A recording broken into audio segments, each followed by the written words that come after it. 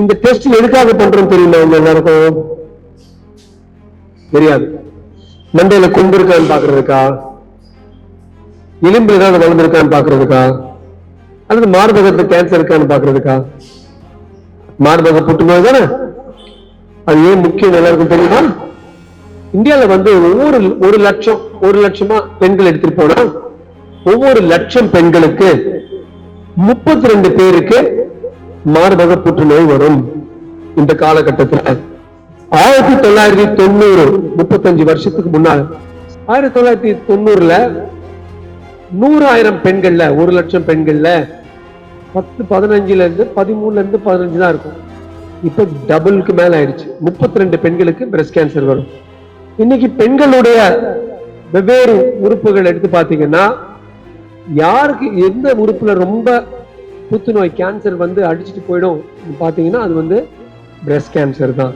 பல காரணங்கள் இருக்கு. உங்க அம்மா பாட்டி அவங்க எல்லாம் சாப்பிட்ட மாதிரி நீங்க சாப்பிடலாம். அவங்க வந்து நம்ம சாப்பிடுறது கொழுப்பு ஜாஸ்தி இருக்கு. இந்த கொழுப்புல இருந்து இந்த பிளட்ல பெண்களுடைய சுரப்புகள் ஹார்மோன்ஸ் ஜாஸ்தியா வந்துருக்கு. இந்த பெண்கள் சுரப்புகள் ஜாஸ்தியா வர்றதுனால அது மார்பகத்தை போய் அடிக்குது. அது நம்பர் 1. நம்பர் 2, அந்த காலத்துல 16 வயசுக்கு வந்துடுவாங்க, 17 வயசுல கல்யாணம் பண்ணிடுவாங்க, 18 19 குழந்தை பெற்றுப்பாங்க. குழந்தைக்கு பால் கொடுப்பாங்க. இந்த காலத்துல 9 வயசுல 10 வயசுல இந்த கெண்டக்கி ஃப்ரைட் சிக்கன் இந்த பம்ப் பண்ணி ஹார்மோன்ஸ் தான் சாப்பிடுறதுனால 9 வயசு 10 வயசுலயே வயசுக்கு வந்துடுறாங்க. ஆனா 17 18 கட்டிக்கிறாங்களா? அதுவும் தப்பு. பெண்களுக்கு திரும்ப வயசுன்னு இருக்கு. ஆனா யாரு 21 வயசுல கத்துக்கிறாங்கல்ல, ஐடி படிச்சு நான் வேலை செய்யணும், நான் இங்க போகணும் அங்க போகணும்னு 32 வயசுல கல்யாணம் பண்ணிக்கிறாங்க. அப்புறம் குழந்தை உடனே பெற்றுக்கிறாங்களா? இல்ல, நாங்க வந்து மாதவனும் ஷாலினி மாதிரி 2 பேரும் மோட்டர் பைக்ல ஜாலியா கொஞ்ச நாள் போயிட்டு இருக்கணும்னு சொல்லி ஒரு 28 30 32க்கு வருவாங்க. 32 33 வரும்போது குழந்தை ஈஸியா பெற்றுக்க முடியாது. அப்புறம் என்ன பண்ணுவாங்க? இன்ஃபர்டிலிட்டி கிளினிக் போவாங்க. இது மாதிரி குழந்தை கருத்தறிவு மையத்துக்கு போய் அங்கிருந்து திருப்பி ஹார்மோன்ஸ் பம்ப் பண்ணி கடைசியில் 38 வயசுல பல லட்சங்கள் கட்டிட்டு அப்புறம் குழந்தை பெற்றுப்பாங்க. அப்படின்னா 8 வயசுல இருந்து ஒரு 10 வயசுல இருந்து 38 வயசு வரைக்கும் அந்த மார்பகத்துடைய பயன் என்ன? குழந்தைக்கு பால் கொடுக்கணும். அது வந்து அந்த காலத்துல 16 வயசுக்கு வராங்க, 19 பால் கொடுக்குறாங்க. இந்த காலத்துல 10 வயசுக்கு வராங்க, 38 பால் கொடுக்குறாங்க. இதனாலதான் 28 வருடங்களுக்கு சராசரி பெண்ணுக்கு, ப்ரொஃபஷனல் பெண்களுக்கு 25-28 வருடங்களுக்கு ரத்தத்துல அந்த சுரப்புகள் ஹார்மோன்ஸ் சுத்திக்கிட்டே இருக்கு. இந்த 2 பெரிய காரணங்களால தான் பிரஸ்ட் கேன்சர் வளர்ந்துகிட்டே இருக்கு. இப்ப இன்னைக்கு என்ன நடக்குதுன்னு பாத்தீங்கன்னா இந்தியால ஒரு கஷ்டமான விஷயம். அந்த காலத்துல 65-70 தான் வரும். இப்ப 40 வயசு கம்மி, அதாவது 23ல இருந்து 40 வயசு பெண்களுக்கு கூட மார்பக புற்றுநோய் பெரும் அளவுக்கு அதிகரிச்சுக்கிட்டே இருக்குங்கிறது எல்லாரும் இருக்கிற அத்தனை பெண்களுக்கும் தெரிய வேண்டிய ஒரு முக்கியமான விஷயம். இப்ப எப்பவும் எல்லாருக்கிட்டையும் சொல்ற 2-3 விஷயம் நான் சொல்லுவேன். 1, ஏன் இந்த டெஸ்ட் நீங்க பண்ணணும்? ஒருவேளை ஒருத்தருக்கு மார்பக புற்றுநோய் இருந்தால் கூட அதே பெண் அதே மார்பு அதே புற்றுநோய் ஸ்டேஜ் 1, அதுக்கப்புறம் 40 வருஷம் இருப்பாங்க, 30 வருஷம் இருப்பாங்க, 50 வருஷம் இருப்பாங்க. அதே பெண் அதே மார்பு அதே புற்றுநோய் ஸ்டேஜ் 3 அல்லது ஸ்டேஜ் 4. ஸ்டேஜ் 4னா 1 வருஷத்தை இறந்துருவாங்க, 6 மாசத்துல இறந்துருவாங்க. 6 மாசமா 1 வருஷமா வாழ போறாங்களா அல்லது 40 வருஷம் வாழ போறாங்கிறதுக்கு ஒரே ஒரு வித்தியாசம் தான். Stage 1, stage 4.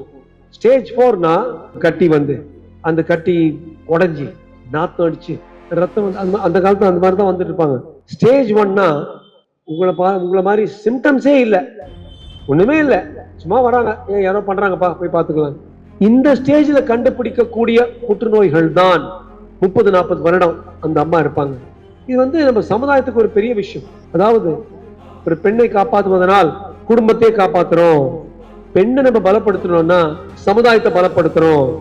ஒரு 10 ரூபாய் ஆண்களுக்கு கொடுத்தா அந்த 6 ரூபாய் 7 ரூபாய் டாஸ்மாக்கு போகும், ஒரு 2 ரூபாய் சீட்டாரத்துக்கு போகும், 2 ரூபாய் வீட்டுக்கு போய் சேரும். ஒரு பெண்ணுக்கு 10 ரூபாய் கொடுத்தா அந்த 10 ரூபாயும் குடும்பத்துக்கு போகும். இதனால பெண்கள் தான் சமுதாயத்துல வந்து ஒரு மையப்பொருள். பெண்களை பாதிக்கிற, பெண்களை வாட்டி எடுக்கிற ஒரு கேன்சர்னா அது பிரஸ்ட் கேன்சர். ஸ்டேஜ் 1ல கண்டுபிடிக்கணும்னா இந்த ஸ்டேஜை நீங்க வந்து பார்த்துடணும். ரெண்டாவது, சீக்கிரமா கண்டுபிடிச்சோம்னா சூர்பனகையில ராமாயணத்துல லக்ஷ்மணன் வெட்டி எடுத்த போல ஃபுல் மார்பை வெட்ட தேவையில்லை. அந்த ஏரியா மட்டும் எடுத்துட்டு பெண்களுக்கு எந்தவித ஒரு கஷ்டமும் அசௌகரியமும் மனசுல ஒரு பயத்தையும் கொடுக்காத பட்சம் அந்த ஏரியா மட்டும் எடுத்துடலாம்.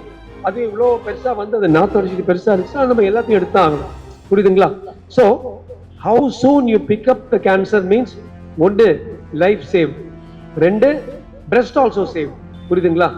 புரியுதுங்களாமா உங்களுக்கு? யாருக்கு எப்ப எது வரும் சொல்ல முடியாது. இதனாலதான் எல்லா பெண்களும் 2-3 வருஷத்துக்கு ஒரு வாட்டி இந்த டெஸ்ட் பண்ணணும். இப்ப மேமோகிராம் ஒரு டெஸ்ட் இருக்கு, ஆனா நீங்க ஹாஸ்பிட்டலுக்கு எடுத்துட்டு போகணும். இஎஸ்ஐ பெரம்பூர் அந்த மாதிரி எடுத்துட்டு போய் நகர் எடுத்துட்டு போய் 2 பக்கத்து இட்லி மாதிரி இருக்கிற பிரஸ்ட் சப்பாத்தி மாதிரி ஆக்கி மேல இருந்து கீழே சைடு ஆக்கி பயங்கரமா வலிக்கும். பிளஸ் கதிர் பாய்ச்சல்கள் ஏற்படும். அதாவது எக்ஸ்ரேஸ் கொடுத்து தான் பண்ணணும். அந்த எக்ஸ்ரேஸ் உள்ள போட்டு பண்றதுனால 10,000 பேருக்கு பண்ணோம்னா அது ஒரு 2 பேருக்கு அதனால கேன்சர் வரும்.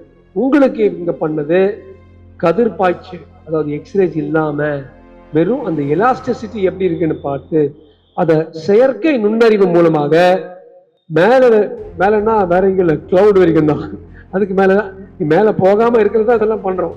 பெண்களுக்கு ஒன்றும் ஆயிடக்கூடாது, அவ்வளவு தூரம் போகாம இங்கே மேகங்கள் கிளவுட்ல போய் அந்த பேட்டர்ன் பார்த்து ஆல்ரெடி பண்ண ஒரு 200-300 பெண்களோடு ஒப்பிட்டு சரி இந்த பெண்ணுக்கு பிரச்சனை இருக்கு. முக்கியமான விஷயம், முதல் முறையாக நாங்க நிறைய இடத்துல 80-100 எல்லாம் பண்ணியிருக்கோம். அதுல ஒருத்தருக்கு கூட பாசிட்டிவா வந்ததில்லை. சில ஒருத்தருக்கு வரும். இன்னைக்கு 23 பேர்ல 3 பேருக்கு இங்க பாசிட்டிவ்னு வந்துருக்கு. அம்மா நான் போறதுக்கு முன்னால உங்க எல்லார்ட்டையும் என்ன சொல்லணும், இது பாசிட்டிவ்னா உங்களுக்கு வந்து மார்பக புற்றுநோயின்னு அர்த்தம் இல்லை. மார்பக புற்றுநோயா இருக்கலாம், ஒரு சின்ன நீர் கட்டியாக இருக்கலாம், தழும்பாக இருக்கலாம், அங்க நீங்க ஒரு ஆபரேஷன் பண்ணது, அல்லது அடிபட்டு இருக்கலாம். பல காரணங்கள் இருக்கு. ஆனா அந்த காரணங்கள்ல ஒண்ணு மார்பக புற்றுநோய்.